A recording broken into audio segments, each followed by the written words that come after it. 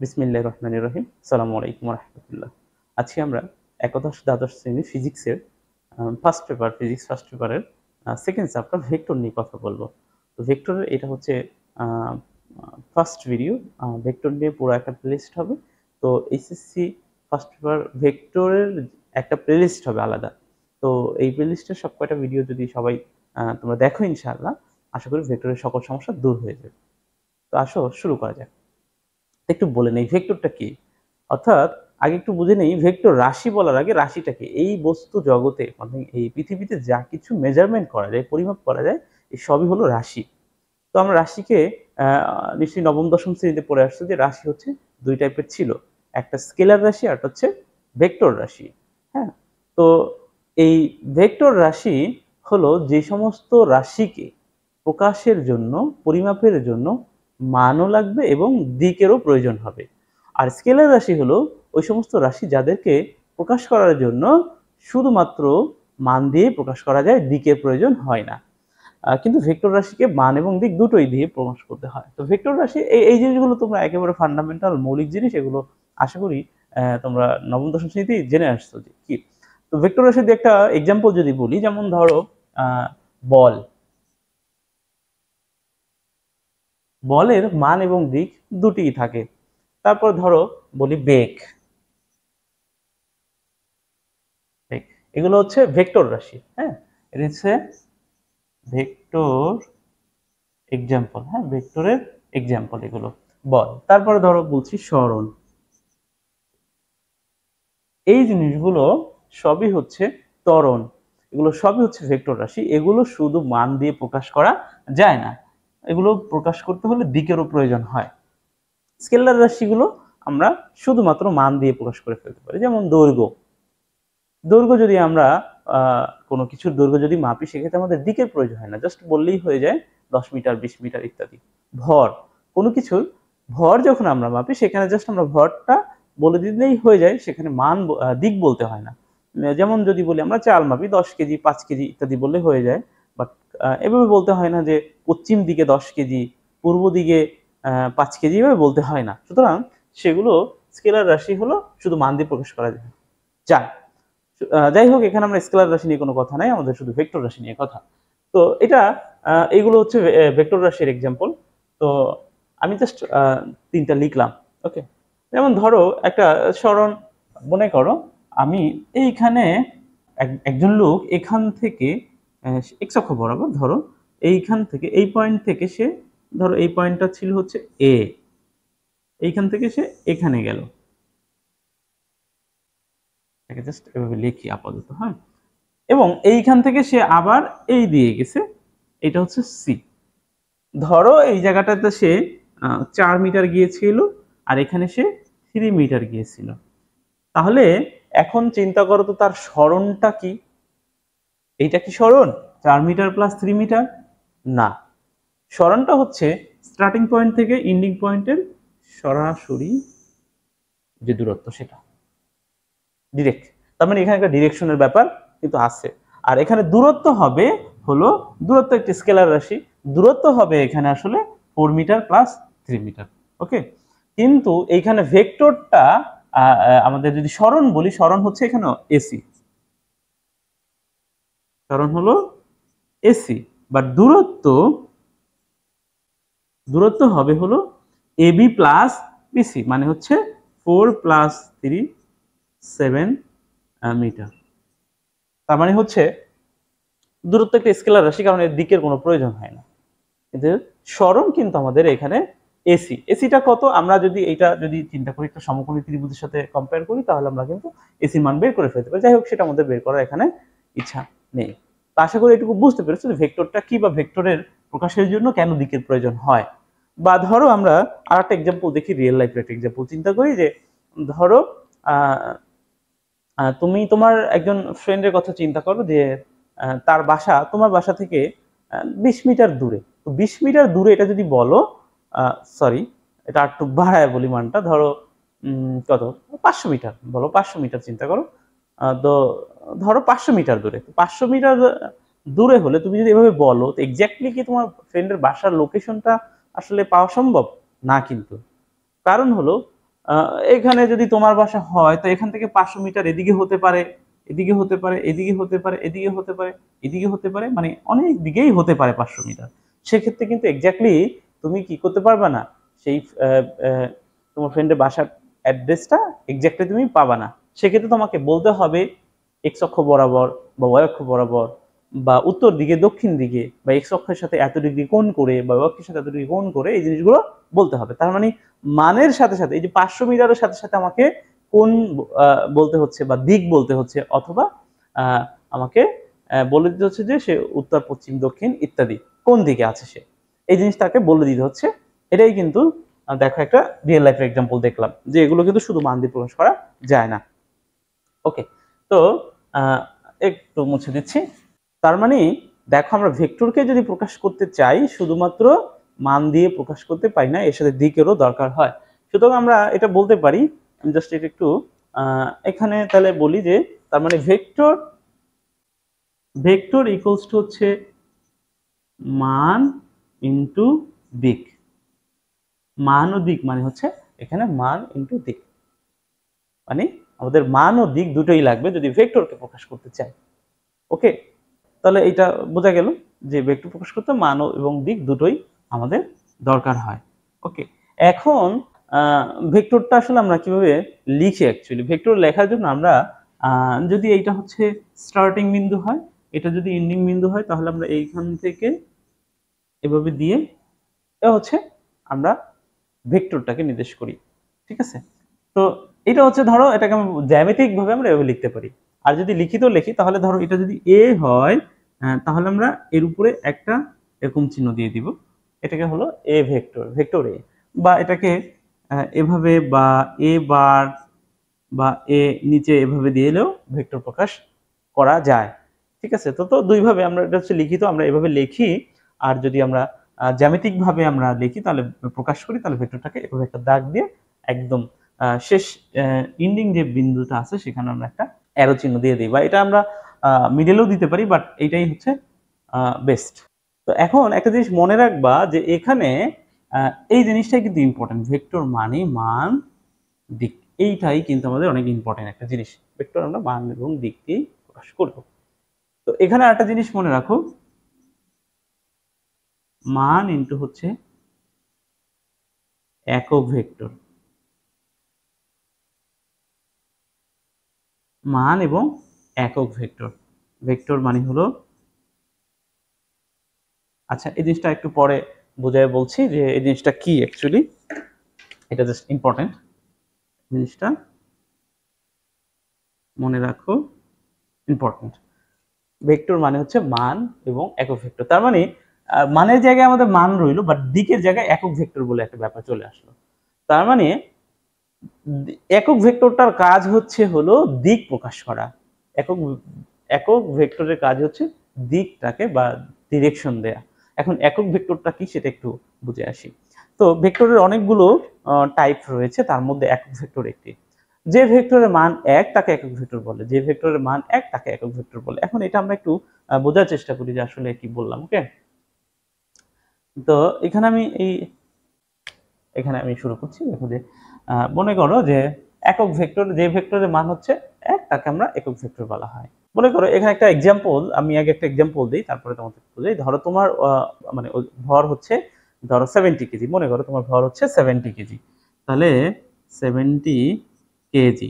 ওকে, তো এটাকে চাইলে তুমি এইভাবে লিখতে পারো 70 ইন্টু 1 কেজি লিখতে পারো না?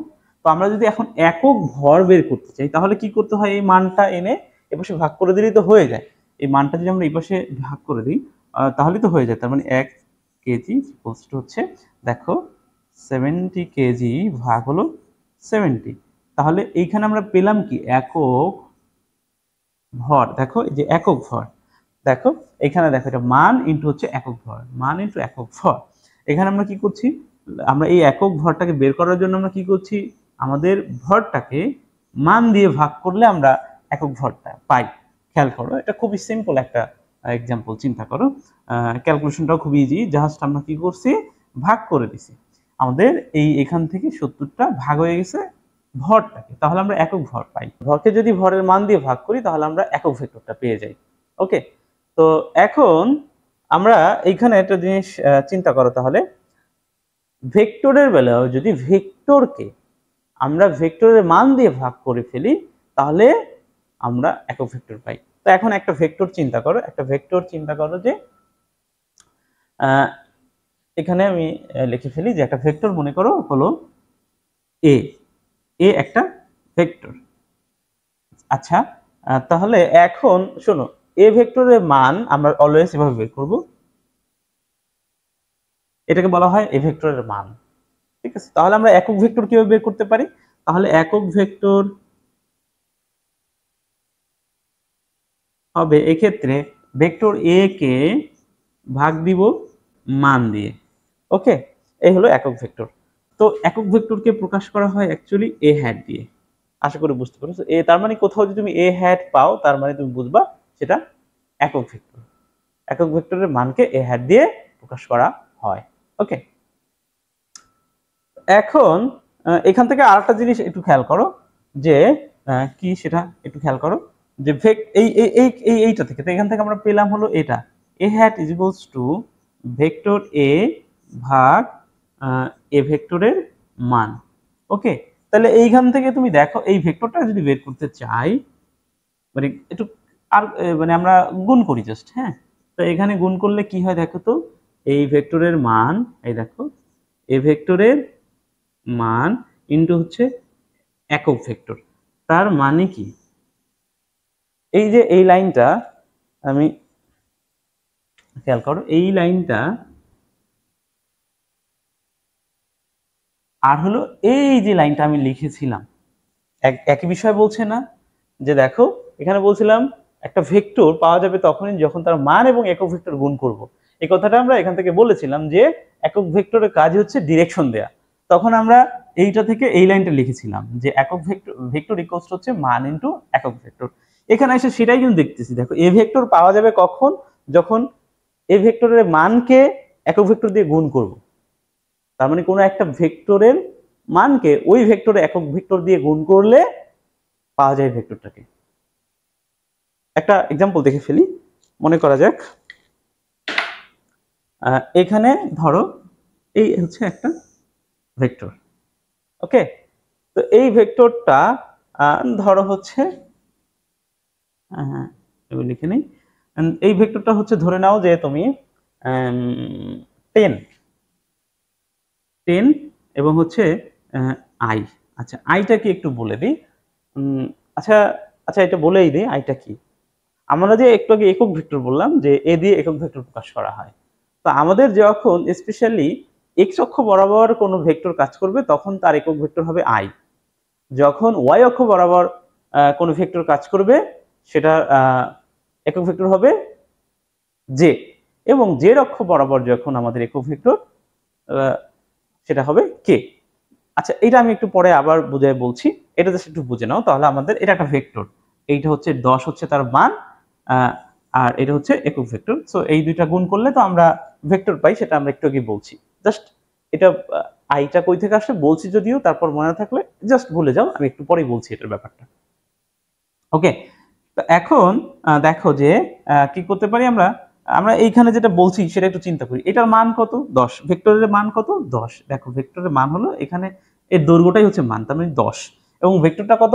আই, কিন্তু 10i, তাই না? তার মানে আমরা যদি এই ভেক্টরটা পেতে চাই, যদি এটা এই ভেক্টর চিন্তা করি, তাহলে আমরা এখান থেকে পাবো কিভাবে দেখো, যে সরি একটু একক ভেক্টরটা চিন্তা করি আগে, একক ভেক্টরটা।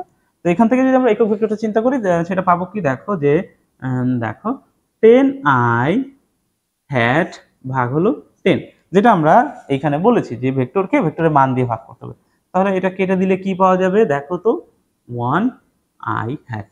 তার মানে এই হলো একক ভেক্টর। এখন দেখো পরের লাইনে যে কথাটা বলা হয়েছে সেটা ঠিক আছে কিনা, যে ভেক্টরের মানকে তার একক ভেক্টর দিয়ে গুণ করলে ভেক্টর পাওয়া যায়। কিভাবে? দেখো এখানে ভেক্টরের একক ভেক্টর কত? 1i হ্যাট, ঠিক আছে, এবং এর মান কত? 10। তো 1i হ্যাট দিয়ে যদি 1 আচ্ছা 10 হচ্ছে মান, এবং 1i হ্যাট দিয়ে যদি গুণ করি তাহলে তুমি নিশ্চয়ই 10 আই হ্যাট পাবা, তার মানে আবার কিন্তু পূর্বের ভেক্টরটি পাওয়া যাচ্ছে। মানে এটা বোঝা গেছে আই থিঙ্ক, যে তাহলে আমরা এই জিনিসটা বুঝতে পারলাম যে একক ভেক্টরের মান, ভেক্টরের মান এবং একক ভেক্টর গুণ করলে কিন্তু মেইন ভেক্টরটা পাওয়া যায়। এবং উপরে যে কথাটা বেশি ইম্পর্টেন্ট আমরা যেখান থেকে এটা পেলাম সেটা হচ্ছে যে একক ভেক্টর মানে হচ্ছে ওই ভেক্টরকে ওই ভেক্টরের মান দিয়ে ভাগ করলে পাওয়া যায়। একটু ভালো করে বুঝে নাও, প্রয়োজন হলে পজ করে বুঝে নাও, এবং হলো এটা তোমরা যেটা করবা, এই এই এই টিউটোরিয়াল যখন দেখবা খাতা কলম নিয়ে বসে যাবা, প্রত্যেকটা নোট করে ফেলবা। মানে ইনস্ট্যান্টলি যেভাবে নোট করা যায় করে ফেলো, তারপরে প্রয়োজনে পরবর্তী তোমরা সুন্দরভাবে নোট করো ইনস্ট্যান্টলি, যাতে এটা পাশের সাথে লিখে ফেলতে পারো এবং এক্সাম্পল যেগুলো দেওয়া হচ্ছে সেগুলো লিখে ফেলতে পারো। তো একক, তার মানে আমরা এটা এখন সহজে বলতে পারি যে ভেক্টর মানে হচ্ছে মান ইনটু একক ভেক্টর, মান ইনটু একক ভেক্টর, যেন এটা যেন বুঝতে পারি, এটা যেন আর প্রবলেম না হয়। ওকে, তো এখন আমি যেটা বললাম একটা যে কি, যে আই জে কে, এটা নিয়ে একটু হয়তো কারো কনফিউশন হয়ে গেছে, এটা একটু বলে ফেলি। আমি এই জায়গা থেকে মুছে দিই। মনে করো এটা হচ্ছে, এটা নিশ্চয়ই এক্স অক্ষ, এটা হলো ওয়াই অক্ষ, এবং এইটা হলো জেড। ওকে, তো কোনো ভেক্টর যদি এই দিকে থাকে, এখান থেকে ধরো এইদিকে একটা ভেক্টর আছে, ঠিক আছে, এই দিকে হলো আমাদের এই দিকের এক্স অক্ষ বরাবর যেহেতু, তাহলে এই দিকের ভেক্টরের একক হবে আই হ্যাট, ঠিক আছে। একটা ভেক্টর যদি এই দিকে থাকে তাহলে সেই ভেক্টর একক ভেক্টর হবে জে হ্যাট, এবং এই দিকে থাকলে তাহলে আমাদের ভেক্টর একক ভেক্টর হবে কে হ্যাট, ঠিক আছে। জাস্ট এটাই হলো ব্যাপার। তার মানে আমরা যখনই কোনো একটি ভেক্টর দেখব তার সাথে যখন আই জে কে এইগুলো দেখবো, তখন তার ডিরেকশন বুঝে যাবো। কিন্তু আই আছে মানে হচ্ছে এই ভেক্টরটা এক্স অক্ষ বরাবর ক্রিয়া করছে, যে আছে তাহলে এই ভেক্টরটি ওয়াই অক্ষ বরাবর ক্রিয়া করছে, তারপর হলো কে আছে এই ভেক্টরটি জেড অ্যাক্সিস বরাবর ক্রিয়া করছে। আশা করি সবাই বুঝতে পারছে। এভাবে আমরা এটা বুঝে নিব। তো এটা নিয়ে আরো আলোচনা করবো সামনে, তখন আরো বুঝে যাবে আশা করি ইনশাআল্লাহ। তো আশা করি এইটুকু তো প্রবলেম হয় নাই কারো। ওকে, এখন তাহলে আমরা একক ভেক্টর বুঝতে পারলাম, যে ভেক্টরের মান হচ্ছে 1 তাকে একক ভেক্টর বলে। তাহলে আমরা দেখলাম যে একক ভেক্টরের মান কিন্তু অলওয়েজ 1 পাওয়া যাবে। এখানে আমরা যেমন একক ভর পেলাম 1, একক ভর পেলাম কত, দেখো 1 কেজি। তাহলে একক ভেক্টরের মান দেখো এখানে আমরা পেলাম কিন্তু 1i, বা এটা অলওয়েজ একক ভেক্টরের মান হবে 1। একক ভেক্টরের মান হবে, এটা খুব ইম্পর্টেন্ট মনে রাখো, একক ভেক্টরের এর মান হবে 1, ইম্পর্টেন্ট, এটা মনে রাখো, অলওয়েজ 1 হবে। এবং সেই মান দিয়ে যদি ভেক্টরটাকে ভাগ করা যায় তাহলে ভেক্টরের মান দিয়ে ভেক্টরকে ভাগ করলে একক ভেক্টর পাওয়া যায়। আর ভেক্টর মানেই হলো মান এবং একক ভেক্টর। এটা কই থেকে পেয়েছি? তার মানে আমরা এইটা আর এইটাই দুইটা থেকে যেটা বলতে পারি, দিক আর একক ভেক্টর, এই জিনিসটা হচ্ছে এমন যে দিকটাই এই একক ভেক্টরের মাধ্যমে প্রকাশ পায়। আশা করি বুঝতে পেরেছ। তারপরে আমরা যেটা দেখব, আমাদের নেক্সট যে ভেক্টরটা আছে সেটা হলো আমাদের শূন্য ভেক্টর বা নাল ভেক্টর। তো আমরা প্রথমে একক ভেক্টরটা দেখে ফেললাম, এরপর আমাদের শূন্য ভেক্টরটা দেখবো বা নাল ভেক্টর। শূন্য ভেক্টর বা নাল ভেক্টরটা কি হচ্ছে? নাল ভেক্টর, আচ্ছা, নাল ভেক্টরটা কি? দেখো দুইটা সমজাতীয় ভেক্টর যদি এই একটা ভেক্টর এ, আবার সেম ধরো যদি এই ভেক্টরটাই এটা থেকে এটা বিয়োগ করা হয়, তাহলে এখানে নাল ভেক্টর পাওয়া যাবে। সমজাতীয় দুইটা ভেক্টর, তাহলে দুইটা সমজাতীয় ভেক্টর যদি একটা থেকে একটা বিয়োগ হয়ে যায় তাহলে আমাদের এখানে নাল ভেক্টর, মানে শূন্য থাকে, তাই আমরা নাল ভেক্টর বলছি। একটা এক্সাম্পল দেখে ফেলি। ধরো এখানে একটা বস্তু আছে, ওকে, এই বস্তুকে এই দিক থেকে কেউ একজন ধরো 5 নিউটন বল দিয়ে টানছে, ধরো 10 নিউটন বল দিয়ে টানছে। আর একটা হচ্ছে এই দিকে দেখো হচ্ছে আরেকজন, এটাকে F2 বলি, এটাকে F1 বলি, আরেকজন হচ্ছে 10 নিউটন বল দিয়ে টানছে। তাহলে বলো তো এই বস্তুর উপরে বলের লব্ধি কত? শূন্য, কারণ দুই দিক থেকেই তো 10-10 করে এই বল ক্রিয়া করা হচ্ছে বিপরীতমুখী, তাহলে এটা শূন্য হয়ে যাবে। এক্ষেত্রে নিট বলটা হবে, মানে এখানে এইটার লব্ধিটা হয়ে যাবে শূন্য। সেক্ষেত্রে এটা একটা নাল ভেক্টরের উদাহরণ।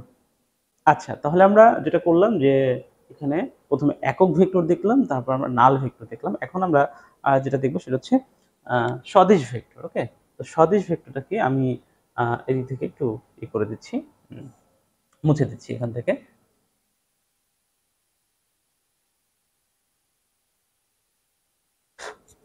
আচ্ছা, সদিশ ভেক্টর হচ্ছে দুটি সমজাতীয় ভেক্টর যদি একই দিকে ক্রিয়া করে, যেমন ধরো এই একটি ভেক্টর, আচ্ছা আরেকটি ভেক্টর হচ্ছে এই, এটা হচ্ছে বি ভেক্টর। এখন এই দুইটা ভেক্টরকে এদেরকে সদিশ ভেক্টর বা সমান্তরাল ভেক্টর বলা হয়। সদিশ সদিশ ভেক্টর বলা হয়। তার মানে আমরা বলতে পারি সমজাতীয় দুটি ভেক্টর যদি একই দিকে ক্রিয়া করে তাদেরকে সদিশ ভেক্টর বলা হয়। এরপরে যেটা দেখবো আমরা বিষদিশ ভেক্টরটা, ঠিক তার উল্টাটা। তার মানে আমরা বলবো সমজাতীয় দুটি ভেক্টর যদি বিপরীত দিকে ক্রিয়া করে, বিষদিশ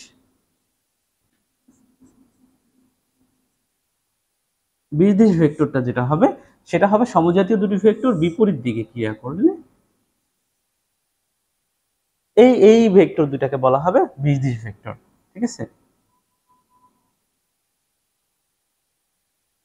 আশা করি বুঝতে পেরেছো। তার মানে সদিশ এবং বিষদিশ এই দুইটা, এগুলো জাস্ট সিম্পল, জাস্ট মনে রাখার জন্য, জাস্ট মনে রাখো। এরপর যেটা দেখবো আমরা সমান ভেক্টর। তো সমান ভেক্টরটা কি? সমান ভেক্টরটা হচ্ছে যে যেমন ধরো আমি এই এটা একটু এটা এটা এটা এটা মুছবো, এটা মুছে দিই। তো এটা মুছে দিয়ে আমি এটা মুছে দিই এখানে। আচ্ছা, সমান ভেক্টর হলো, আচ্ছা সমান ভেক্টর হলো দুটি ভেক্টরের মান এবং দিক যদি উভয় সমান হয়, মান এবং দিক। তার মানে ধরো এই একটা ভেক্টর এ আরটা বি, ধরো ধরে নাও যে এটাও 5 মিটার দৈর্ঘ্য, এটাও 5 মিটার, হ্যাঁ, এবং দিক একই দিকে, তাহলে এই দুটাকে বলা হবে সমান ভেক্টর। ঠিক আছে, আচ্ছা এরপর হচ্ছে বিপরীত ভেক্টর বলে একটা, বিপরীত ভেক্টর, বিপরীত। আচ্ছা, তাহলে এবার বিপরীত ভেক্টরটা কি হবে? ধরো সমমানের একটি ভেক্টরকে যদি আমরা ধনাত্মক দিক চিন্তা করি, তার ঠিক বিপরীত দিকে যদি আটটা সমমানের ভেক্টর যদি চিন্তা করি, তাহলে এই ভেক্টরটিকে, এই ভেক্টরটির বিপরীত ভেক্টর বলা হয়। আচ্ছা, এবার হলো সমরেখ ভেক্টর। সমরেখ ভেক্টর হলো, আমি এখান থেকে এই যে মুছে দিই এগুলো, আশা করি তোমাকে এইগুলো অবশ্য লেখার দরকার আছে বা লিখে নিতে পারো তোমরা। নোট আপাতত ইনস্ট্যান্ট নোট করে ফেলো, তারপরে তোমরা সুন্দরভাবে কোনটা বাদ দেওয়া যায়, কোনটা ঠিক করা যায় সেটা লিখে নিও। তাহলে আমি এটা লিখবো হচ্ছে আমাদের যেটা, সেটা হলো আমরা বললাম সমরেখ ভেক্টর।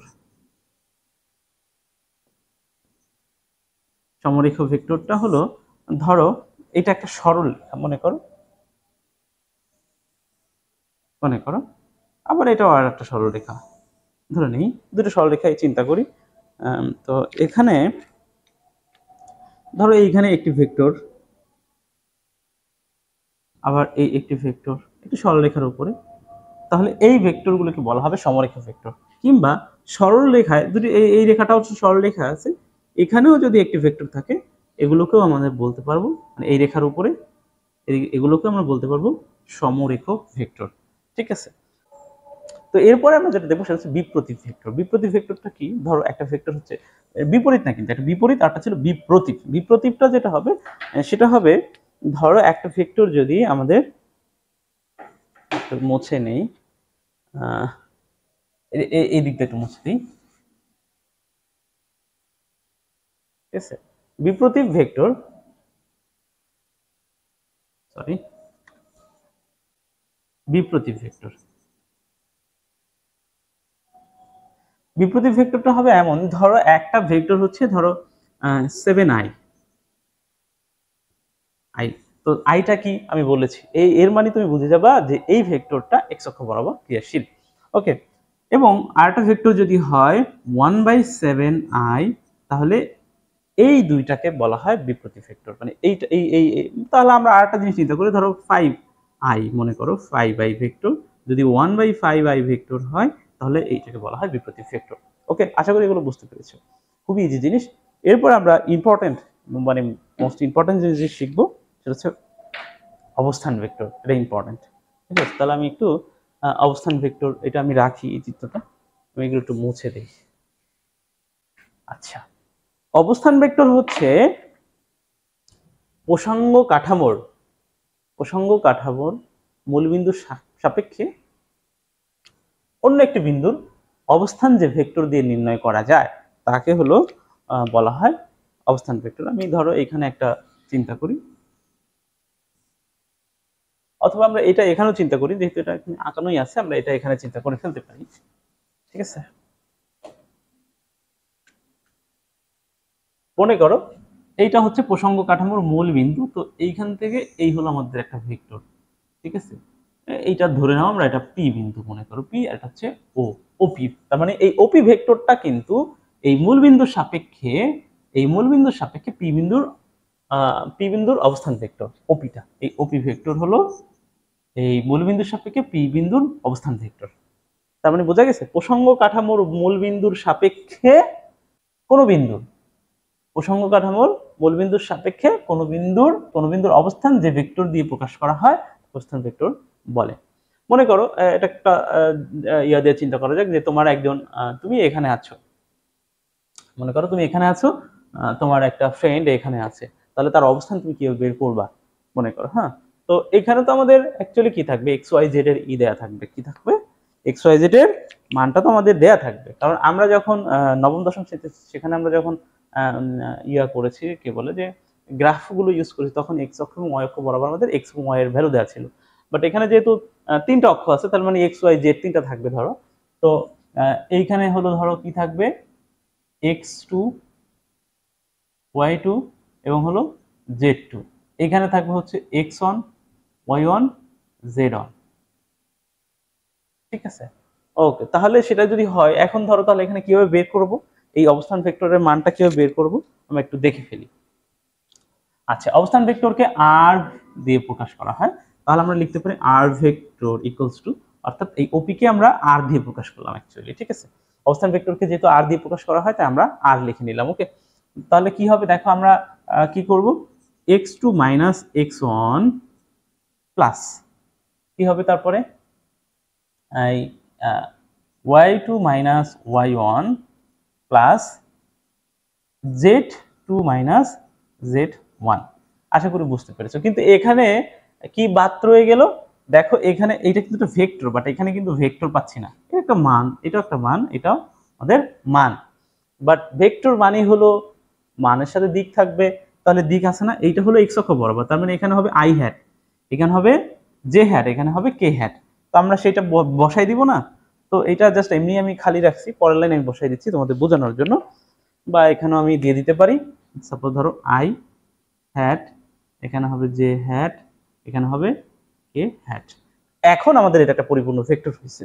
ঠিক আছে, তো ধরো এখানে যদি আমরা একটা ভ্যালু নিয়ে চিন্তাই করতাম, সাপোজ ধরে নাও আমরা একটা মান চিন্তা করি 7, তারপরে এটা 7 ওয়াইতে, তো এটাকে ধরি 5 এন্ড জেড ধরলাম ধরো 3, ধরে নেই কিছু একটা, এটাকে ধরি ধরো কি ধরবো, এটাকে এক্স অক্ষ, তো ধরো 2 ধরি, তারপরে ওয়াইটাকে ধরি হচ্ছে 4 ধরি, এবং জেডকে আমরা সাপোজ ধরে নেই 1, জাস্ট একটু বোঝার জন্য। তাহলে আমাদের এই ম্যাথটা কি হইতো দেখো, 7 minus 2, 7 minus 2 i hat plus 7 minus 2 plus তারপরে 5 minus 4, 5 minus 4 j hat plus তারপর হলো 3 মাইনাস 1, 3 মাইনাস 1 কে হ্যাট। তো দেখি তো এটা ক্যালকুলেশন করি, এখানে হবে 5 আই হ্যাট প্লাস এখানে হবে 1 জে হ্যাট প্লাস এখানে হবে 2 কে হ্যাট।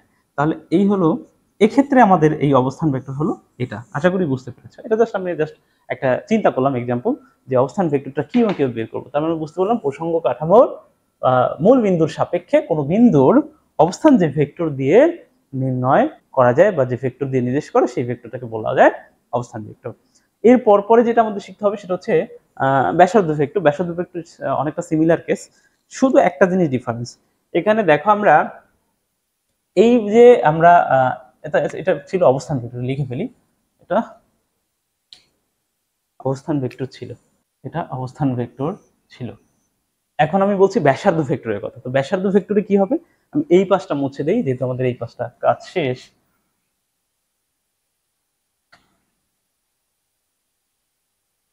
আচ্ছা,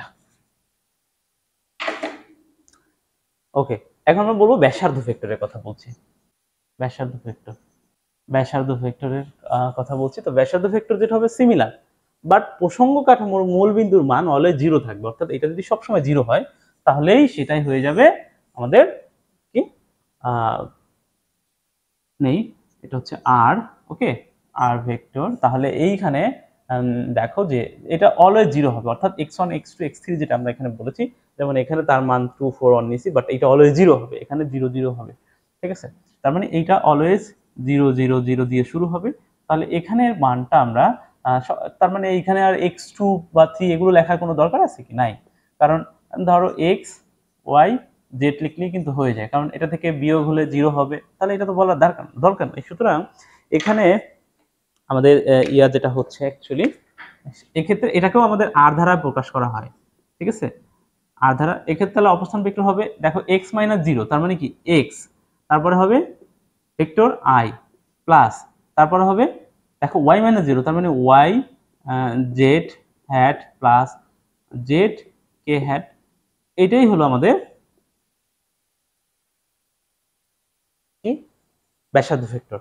তার মানে আশা করি এই এই দুইটার মধ্যে যে ডিফারেন্স এটা বোঝা গেছে। হ্যাঁ, এখানে এটা মান ডিফারেন্ট হতে পারে, যে কোনো কিছু হতে পারে, বাট এইখানে প্রসঙ্গ কাঠামোর মূল বিন্দুর মান অলওয়েজ জিরো হবে, তাহলেই এটা আমরা ব্যাসার্ধ ভেক্টর বলে ফেলবো। বাট এটা কিন্তু এক টাইপের অবস্থান ভেক্টর, এটাও কিন্তু অবস্থান ভেক্টর, তার মানে সব ব্যাসার্ধ ভেক্টরই কিন্তু অবস্থান ভেক্টর, তাই না। বাট এইটা কিন্তু আবার একটু আলাদা কেস। ওকে, এরপরে লাস্ট যেটা জিনিস আছে সেটা হলো আমরা দেখব হলো যে যেটা সরণ ভেক্টর, এবং মোটামুটি ভেক্টরের সকল প্রকার শেষ হয়ে যাবে, এবং আজকের পার্ট এখানে শেষ করব। নেক্সট পার্টে ইনশাল্লাহ আমরা শুরু করব ভেক্টরের যোগ বিয়োগ।